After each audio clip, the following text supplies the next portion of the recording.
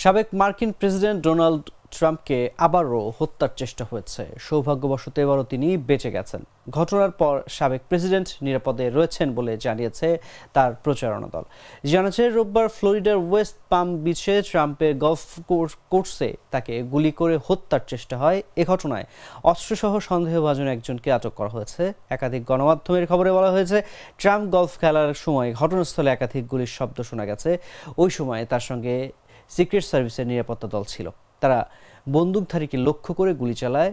FBI, secret service এবং স্থানীয় কর্মকর্তাদের এক যৌথ সংবাদ সম্মেলনে কর্তৃপক্ষ জানিয়েছে, গলফ কোর্সে ট্রাম্পের কাছাকাছি ছিলেন একজন সিক্রেট সার্ভিস এজেন্ট। তিনি রিসোর্টের সীমানার কাছে আগ্নেয়াস্ত্রসহ এক ব্যক্তিকে দেখতে পান এবং তাকে লক্ষ্য করে গুলি চালান। গুলির পরপরই ওই ব্যক্তি কালো রঙের গাড়িতে চড়ে একটি জঙ্গলাকীর্ণ এলাকায় পালিয়ে যান। তবে শিগগির তাকে খুঁজে বের করে আটক করে নিরাপত্তা কর্মীরা।